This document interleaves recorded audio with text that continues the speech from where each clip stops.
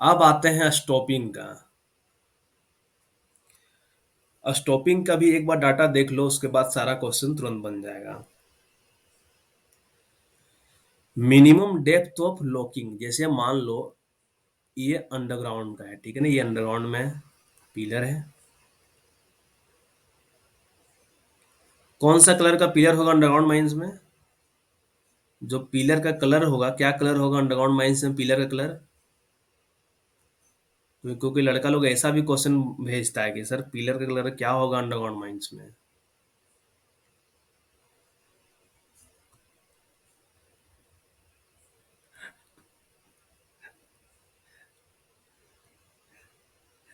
अरे यार, underground mines में तो पिलर का कलर तो क्या रहेगा, वो तो ब्लैक ही रहेगा ना, कोयला का पिलर रहेगा। हम प्लान की बात कर रहे हैं, माइन प्लान में कैसा रहेगा। अब बहुत बार होता है कि व्हाइट वॉशिंग, लेकिन फिर भी वर्किंग प्लान व्हाइट वॉशिंग नहीं होता है। अभी देखो, हम लोग क्या कर रहे हैं, बीच में यहाँ स्टॉपिंग बना रहे हैं, इस जगह पे स्टॉपिंग बना रहे हैं, ये स्टॉपिंग बना रहे हैं, ठीक है। तो बोल रहा है डेप्थ ऑफ इंटरलॉकिंग, मतलब क्या, ये रूफ है, तो रूफ में कितना अंदर तक घुसाएंगे, ये पिलर में साइड है, मतलब इसमें कितना तक अंदर जाएगा, ठीक है, फ्लोर में कितना अंदर तक जाएगा। तो इसी को बोला जाता है डेप्थ ऑफ इंटरलॉकिंग, ठीक है, डेप्थ ऑफ इंटरलॉकिंग इसी को बोला जाएगा। तो अब यहाँ पे क्या है कि हम लोग हो सकता है कि ये जो स्टॉपिंग बनाए ब्रिक से बनाए, ईटा से बनाए, सिंपल कि सीमेंट मसाला तैयार हुआ, ईटा का बन गया। अब पैसा नहीं कमाना रहा, ईमानदारी पूर्वक काम करना रहा, तो आरसीसी करवा देगा मैनेजर, बोलेगा नहीं आरसीसी करो, माइंस को बचाओ, पहले माइंस को सेफ रखना है। और खाने वाला कोई रहेगा तो ईटा का बना देगा, फाकी मारेगा वो पैसा कमाने के लिए। अब क्या है कि कोयला के केस में, जब साइड में कोयला का पिलर रहेगा, ये कोयला वाला रहेगा, तब अगर स्टॉपिंग बनाएंगे तो क्या करना होगा, जब ब्रिक का बनाएंगे ना, तो 1 मीटर तक रूफ साइड में फ्लोर में 1 मीटर तक अंदर इसको लॉक करके रखना होगा, 1 मीटर अंदर तक। तो स्टॉपिंग अच्छा रहेगा, मजबूत स्टॉपिंग बनेगा, लीकेज वगैरह का चांस कम रहेगा। और जब वही आरसीसी किया हुआ रहेगा, तो उस केस में क्या होगा, वो डेप्थ ऑफ इंटरलॉक, क्योंकि आरसीसी करने से और मजबूत हो जाता है, तो आरसीसी करने से 50 सेंटीमीटर अंदर तक लॉक करके रखेंगे। जब सेल रूफ या फ्लोर आएगा, जब रूफ कैसा रहेगा, सेल का रहेगा, अब फ्लोर भी कैसा रहेगा, सेल का रहेगा, तो उस केस में 30 सेंटीमीटर, 30 सेंटीमीटर सेल और जब सैंडस्टोन करेगा, सैंडस्टोन ऑलरेडी बहुत हार्ड फ्लोर रहता है, तो उस केस में स्टॉपिंग बनाएंगे तो 15-15 में काम चल जाएगा। तो ये डेप्थ ऑफ इंटरलॉकिंग अच्छे से दिमाग में रखना है, ठीक है ना, अच्छे से इसको याद करना है। डेप्थ ऑफ इंटरलॉकिंग क्या क्या होता है, इसमें किसी को कंफ्यूजन नहीं होना चाहिए। कोयला के केस में क्या है, जब सिंपल सीमेंट वाला केस मान लो, 1 मीटर, 30 सेंटीमीटर, 15 सेंटीमीटर। सबसे मजबूत कौन रहता है, सैंडस्टोन रहता है। थोड़ा उससे कमजोर कौन रहता है, ये रहता है, थोड़ा वीक रहता है, ये वेरी वीक रहता है। तो जो सबसे ज्यादा वीक रहा तो उसमें उतना। ग्रूव कट इसी को बोलते हैं क्या सर? पीडीएफ ऐप पे डाल देंगे, ऐप पे कल का पीडीएफ नहीं डाल पाए थे, डाल देंगे। अब देखो क्वेश्चन बनाओ पहले, जितना बताए हुए। अब हाँ, एक चीज और आता है कि अगर ये स्टॉपिंग के पीछे है ना, गैस अगर मीथेन का परसेंटेज जो भी है, इनफ्लामेबल गैस का अगर 2% से ज्यादा हो गया, तो स्टॉपिंग को है ना एक्सप्लोजन प्रूफ स्टॉपिंग बनाएंगे। Explosion proof. Explosion proof stopping कैसे बनाते हैं, मान लो जनरली स्टॉपिंग का थिकनेस 1 मीटर का होता है, ठीक है, ये 1 मीटर थिक स्टॉपिंग है, ये 1 मीटर है, ठीक है। तो दूसरा स्टॉपिंग क्या करेंगे, 1 मीटर का और बनाएंगे, और दोनों के बीच 4.5 मीटर का स्पेस रहेगा, और इसको इनकम्बस्टिबल मटेरियल से फिल कर देंगे। तो ये जो मेरा स्टॉपिंग बन गया, ये कैसा स्टॉपिंग बन गया, एक्सप्लोजन प्रूफ स्टॉपिंग। एक्सप्लोजन, यही सब चीज तुम लोग को एमसीएल के भी एग्जाम में काम में आने वाला है, एक्सप्लोजन प्रूफ स्टॉपिंग बन गया, ठीक है। अब कहीं बोला जाता है कि ये मान लो कॉर्नर है, ये गैलरी स्टेप से है, ठीक है, तो स्टॉपिंग कॉर्नर से कितना दूरी पे बनाना चाहिए? कॉर्नर से इन बाय साइड में 3 मीटर की दूरी तक, 3 मीटर के बाद ही स्टॉपिंग बनाना चाहिए। तो ये गैप कितना होना चाहिए कॉर्नर से? 3 मीटर का।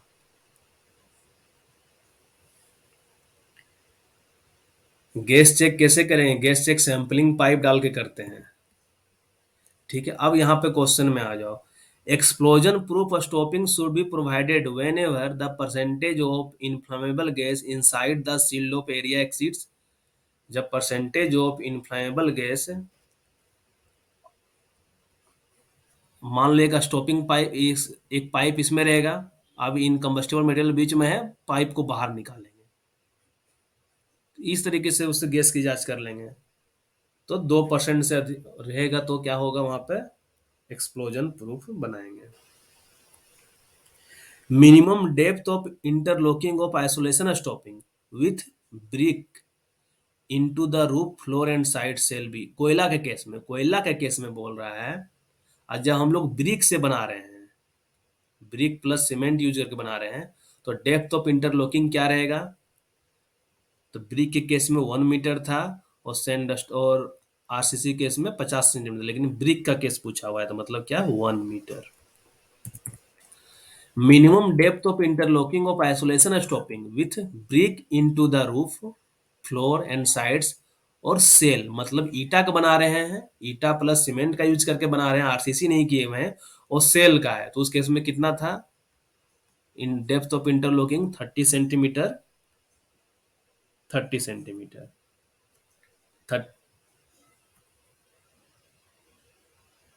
30 है चंद्रभान।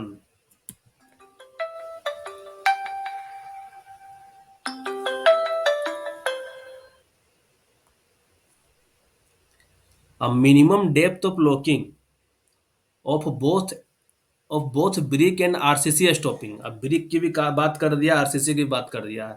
जब सेल के केस में, मतलब पहला कोयला केस में था, सेकंड सेल का केस है, अब इधर ब्रिक भी है और आरसीसी की भी बात कर दिया, मतलब क्या हो गया? 30 30, यही है ना?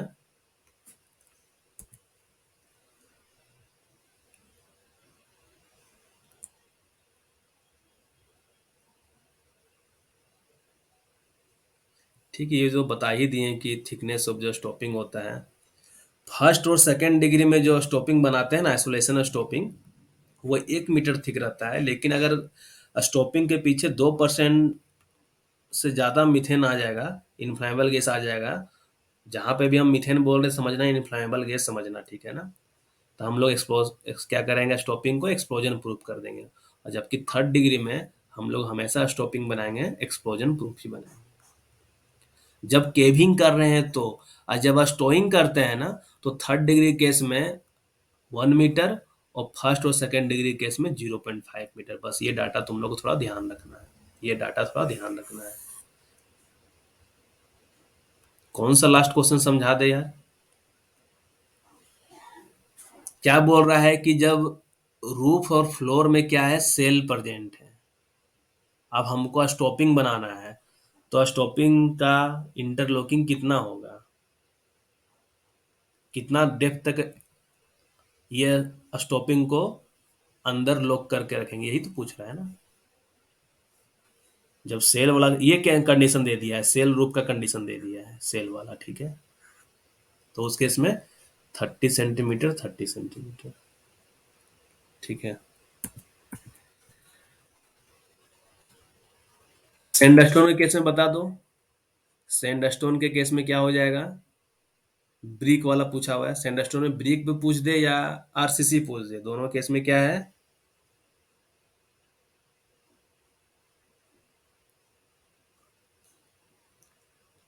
15 सेंटीमीटर।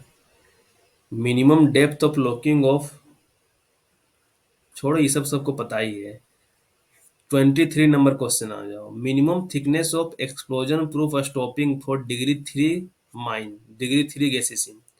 तो क्या हो जाएगा? 2 स्टॉपिंग 1 1 मीटर का, मतलब 2 दीवार बना दी 1 1 मीटर का, और बीच में जो इंटरवेनिंग स्पेस रहा 4.5 मीटर का, उसमें हम लोग इनकम्बस्टिबल मटेरियल से फिल कर, इनकम्बस्टिबल ध्यान रखना, कंबस्टिबल नहीं, इनकम्बस्टिबल मटेरियल से बीच में फिल कर दिया। अब बता, ये भी क्वेश्चन बता दिए हैं कि site of stopping should be sited at least 10 metre away from the corner on the inbye side. मतलब ये पिलर का मान लो ये कॉर्नर है, ये फेस है, कहीं ऐसा स्टॉपिंग बना रहे हैं कि कॉर्नर से इन बाय साइड में कितना मीटर का कम से कम छोड़ना है डिस्टेंस, कितना मीटर का, 1 मीटर, 2.5 मीटर, 3 मीटर, 4.5 मीटर, क्या हो जाएगा, 3 मीटर हो जाएगा। हम लोग जिस जगह पर स्टॉपिंग बनाते हैं ना, तो ये क्या होना चाहिए, वहां पे किसी भी प्रकार का क्रैक नहीं होना चाहिए, स्लिप नहीं होना चाहिए, अदर डिस्टरबेंसेज नहीं होना चाहिए। सही बोल रहा है। स्टॉपिंग ऐसा जगह पे बनाना चाहेंगे कि वो do not get affected by any extension of hole in golf. अगर गोफ कभी गलती से होता ना प्रीमेच्योर कोलैप्स कर गया कि वर्किंग में भी आ गया, तो उससे भी स्टॉपिंग इफेक्ट ना हो, क्रशिंग स्पॉलिंग ऑफ कॉर्नर से भी कोई दिक्कत ना हो। स्टॉपिंग में भी sited at least 3 metre away from the pillar corner on the inbye side, ये भी सही बोल रहा है। और sufficient stock of brick and other material को ऑलवेज हम लोग वहां पे रेडली अवेलेबल करना है। आउट मतलब स्टॉपिंग के बाहर साइड में रखेंगे, मतलब ऑल ऑफ द एबव इसका सही हो गया। वाटर सील कहाँ प्रोवाइड करते हैं, अब क्या होता है कि स्टॉपिंग है ये, स्टॉपिंग के पीछे क्या होता है, पानी मान लो जमा है, पानी जमा है, तो पानी को क्या करना पड़ता है, बाहर निकालना पड़ता है। तो बाहर निकालने के लिए क्या करेंगे हम लोग, यहाँ पे एक डिच कटिंग कर देंगे, मतलब गड्ढा कटिंग कर देंगे नीचे, और इसमें पानी भर देंगे, ठीक है। और यहाँ पे एक पाइप अंदर साइड में डाल देंगे, और उससे क्या है कि जो भी उधर पानी आएगा, सारा पानी क्या होगा, ये गड्ढा में आते रहेगा। और इधर वाला पोर्शन क्या बोल रहा है, जो नाली जो पानी में डूबा हुआ रहेगा ना पाइप, ये पाइप हवा में नहीं रहेगा, हमेशा पानी में डूबा हुआ रहेगा। क्यों? क्योंकि अगर हवा में रहेगा तो ऑक्सीजन इधर से चला जाएगा। हम लोग स्टॉपिंग करके क्या बनाए हैं कि ऑक्सीजन अंदर ना जाए, तो इसलिए जो भी डिच कटिंग करते हैं, डिच कटिंग करके ये जो पाइप ऐसे करके रखते हैं इस तरीके का मान लो, तो हमेशा इसमें पानी भरा हुआ रहता है, कि कभी भी इसका मुंह ओपन एयर में ना आए। एयर में जाएगा तो हवा खींच लेगा, ऑक्सीजन खींच लेगा, तो उधर आग बुझेगा नहीं। तो ये आइसोलेशन स्टॉपिंग बनाते हैं। अब यहाँ पे क्या है कि exposed face of the stopping as well as the roof floor and side of the gallery on the outbye side. मतलब ये स्टॉपिंग है, इसका बाहर साइड की बात कर रहा है। सेल भी उसको प्लास्टर्ड करना है। जो प्लास्टर कर रहे हैं उसका थिकनेस कितना रहना चाहिए, कि लाइम और सीमेंट से प्लास्टर करेंगे, थिकनेस ऑफ लाइम और cement for a distance of at least कितना मीटर तक, टू प्रिवेंट लीकेज। मतलब जो हम लोग स्टॉपिंग को पूरा वाइट वॉश कर देंगे चारों ओर से, कितना मीटर डिस्टेंस तक, ये मैनहोल नहीं बोल रहे हैं कि जो 0.3 मीटर बता रहे हो, ये मैनहोल को करते हैं 0.3 मीटर तक पूरा वाइट वॉश करते हैं। ये स्टॉपिंग की बात कर रहे हैं, तो ये 1 मीटर है, कि 1 मीटर तक है ना एकदम पूरा अच्छे से वाइट वॉश करके रखेंगे।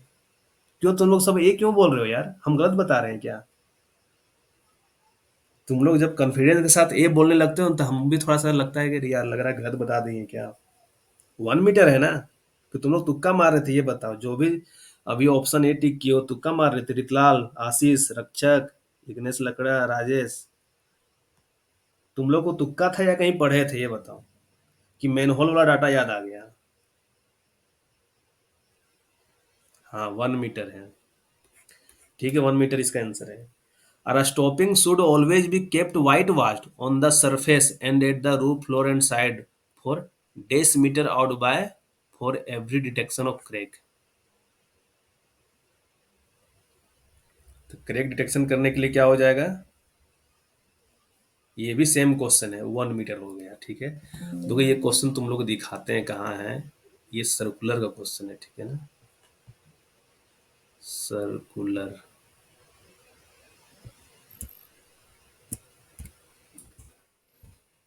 इतना पीडीएफ मेरा लैपटॉप बंद ही नहीं होता, बंद भी नहीं करते हैं कभी, इतना पीडीएफ खोल के रखे हुए हैं, देख रहे हो ऊपर में।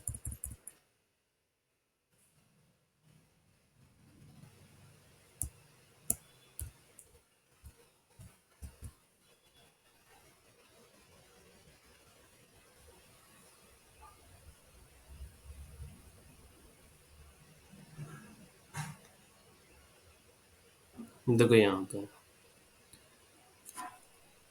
कॉर्नर वाला जो बताएं केस, वो कॉर्नर वाला केस हो गया।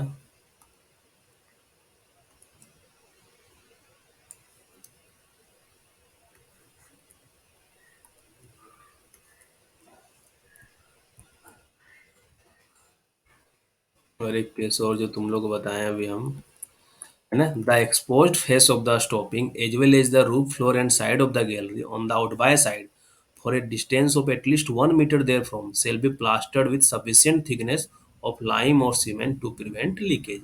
कि लीकेज ना हो इसके लिए कम से कम 1 मीटर तक। कुछ फायदा नहीं है, सर्कुलर का पीडीएफ तुम लोग को दे देंगे, कुछ फायदा नहीं होने वाला है।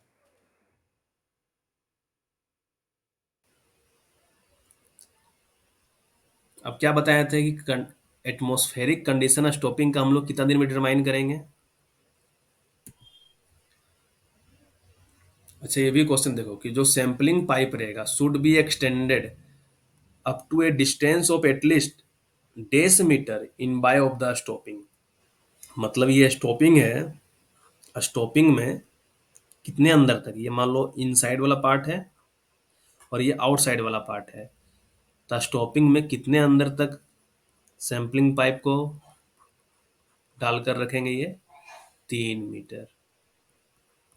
ठीक है। And some of the sampling pipe should be placed within, और कुछ सैंपलिंग पाइप को हम लोग क्या रखेंगे, रूफ के नजदीक रखेंगे। ये कितना डिस्टेंस पे रखेंगे रूफ से, 30 सेंटीमीटर, मतलब 3 मीटर और 30 सेंटीमीटर।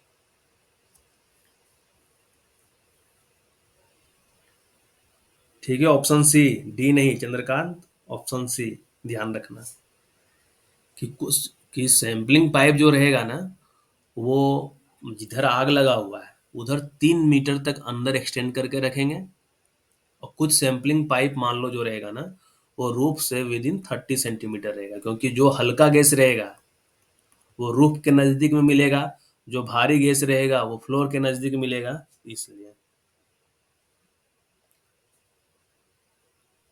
और जो सैंपलिंग पाइप रहेगा should pass through the temporary stopping and should extend decimetre out beyond it towards the fire side.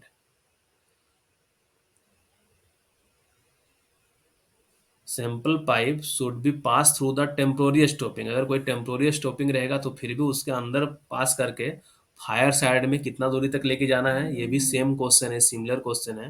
1 2 3 4 वाला जो डाटा है ना वही सब कुछ बोल रहा है यहाँ पे भी। देखो यहाँ पे 3 metre inbye of the stopping, some of the sampling pipe रहेगा वो within 30 centimetre of the roof रहेगा।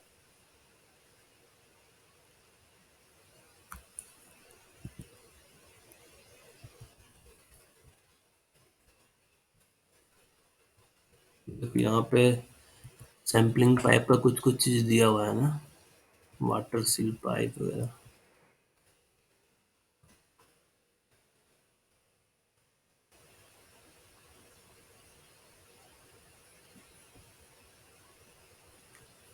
तुम लोग के लिए जो इम्पोर्टेंट क्वेश्चन है ये वाला क्वेश्चन है,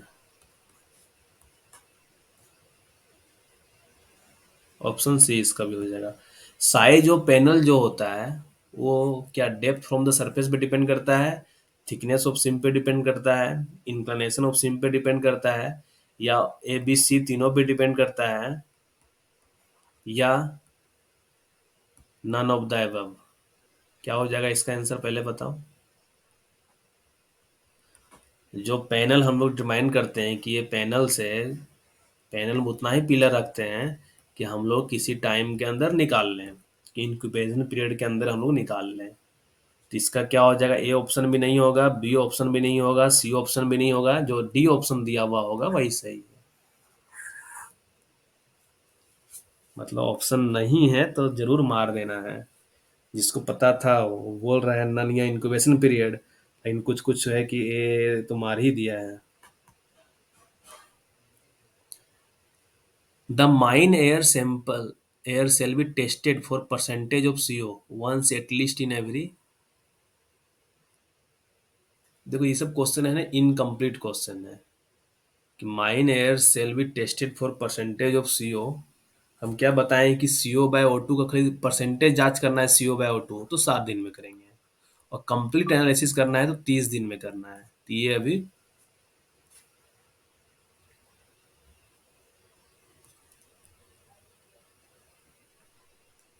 the mine air shall be tested for percentage of CO once at least in every, मतलब सीओ बाय ओ टू लिखना चाहिए। ठीक है, ये रेगुलेशन में भी सीओ बाय ओ टू ही है। 7 7 दिन में। और return airway of goaf which has not been isolated shall be shall tested for percentage of CO once at least in every 7 days with an approved detector. इसका answer क्या होगा 33 का?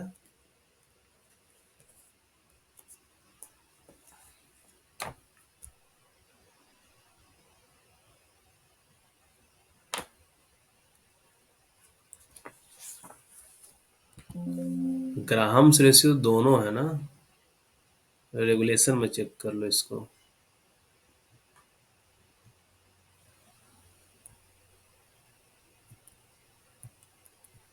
Regulation number,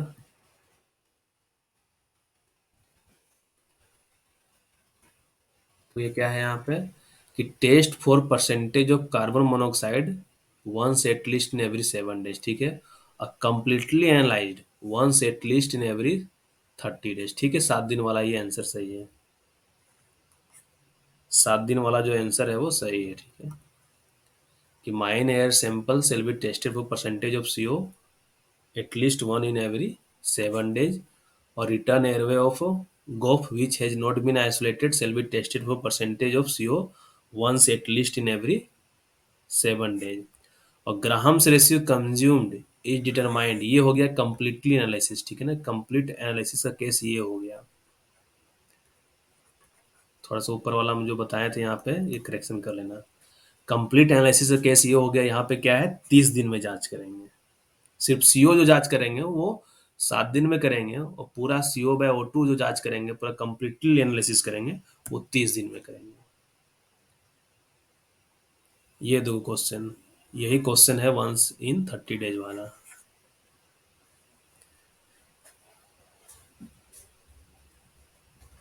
ये क्वेश्चन 36 का answer बताओ, 36 का answer क्या होगा?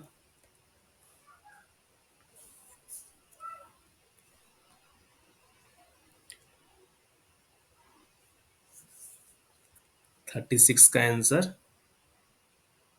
36 का ये आंसर बी, जो अभी ऊपर।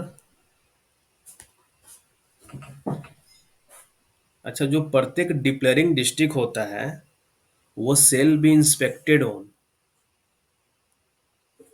Every day, every 3 day, every 14 day, every idle day. तो क्या हो जाएगा, जो डिक्लेयरिंग डिस्ट्रिक्ट होता है वो कितने दिन में उसकी जांच करना चाहिए?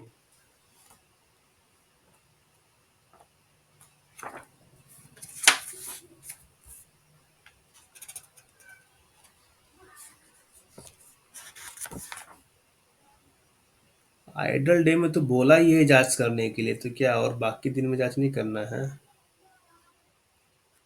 आइडल डे तो बोला ही है कि आइडल डे तो जांच करना ही है, लेकिन पहले तो एक कंडीशन ही दिया हुआ है, shall be inspected on.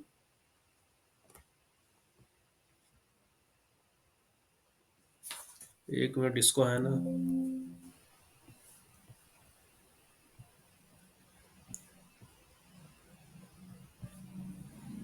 Idol day भी यहीं पे होगा।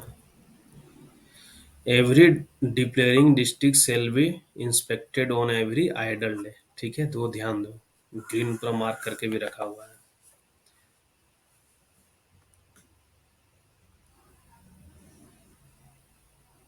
ठीक है। आइडल डे में कहाँ है आइडल डे, यहाँ वाला।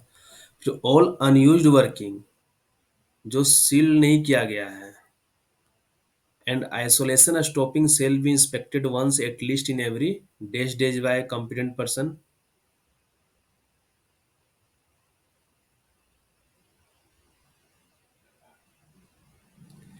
All unused working which has not been sealed off and isolation stopping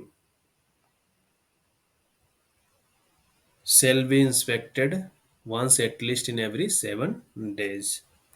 All unused working which have not been sealed off shall be inspected once at least in every 7 days, and all isolation stopping built around golf out areas shall be inspected once at least।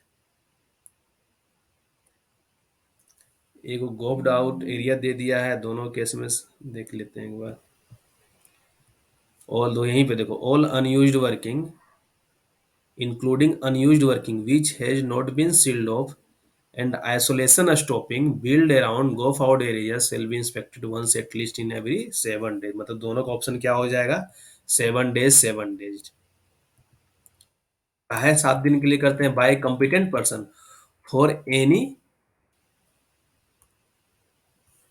Any fire risk. ठीक है, तो देखो 7 दिन वाला कितना हो गया? 7 दिन वाला कौन कौन हो गया? एक 7 दिन हो गया कि टॉप ऑफ ऑल जो था सरफेस प्रिकॉशन अगेंस्ट फायर वाला। दूसरा हो गया सीओ की जांच। तीसरा 7 दिन में क्या करेंगे? फायर रिस्क का देखने के लिए ऑल अनयूज्ड वर्किंग। ठीक है ना, जांच करेंगे 7 दिन में। तो ये 3 चीज 7 वाला हो गया। 30 वाला क्या क्या था? अभी जो हम लोग 30 वाला डाटा पढ़े हैं, तुम लोग बताओ। एक इलिसिट वाला था, इलिसिट डिस्टिलेशन ऑफ लिकर कितना दिन में करते हैं? 30 दिन। एक था कंडीशन बिहाइंड द स्टॉपिंग, वो भी आगे कहीं आएगा कि कंडीशन बिहाइंड स्टॉपिंग की जांच करना है, स्टॉपिंग के अंदर का कंडीशन, तो वो भी 30 दिन में करेंगे। और CO बाय O2 का कंप्लीट एनालिसिस करना होगा, तो ये भी 30 दिन में करेंगे। तब बहुत लोगों को ये सारा चीज डाटा याद हो रहा हो।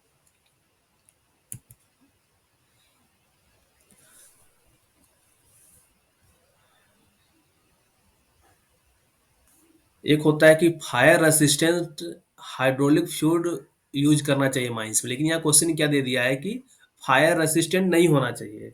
तो कौन सा माइंस में यूज कर सकते हैं जो फायर रेसिस्टेंट नहीं हो?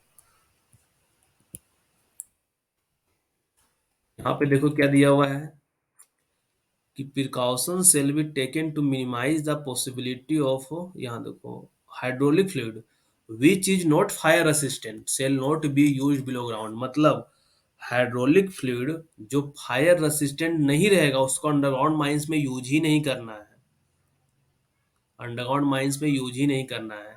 ये डिग्री 1, डिग्री 2, डिग्री 3, ठीक है। तो not used in any case, मतलब अंडरग्राउंड माइंस में यूज ही नहीं करना है।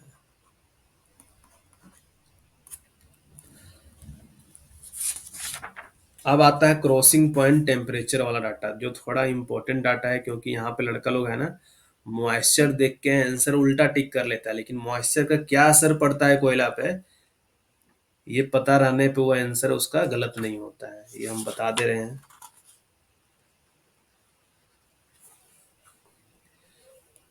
एग्जाम्पशन कहाँ दिया हुआ है यार? कहाँ 18 नंबर में एग्जाम्पशन कहाँ दिया हुआ है? Notwithstanding. अच्छा, 18, 19, 20 the regional inspector by an order in writing exempt from fire assistant in degree 1। ठीक है, तो एग्जाम्पशन वाला केस यहाँ तो पहले है कि अंडरग्राउंड माइंस में यूज नहीं होना चाहिए। अगर बोलता है कि रीजनल इंस्पेक्टर के परमिशन से, तो उस केस में डिग्री 1 गैसी माइंस में यूज कर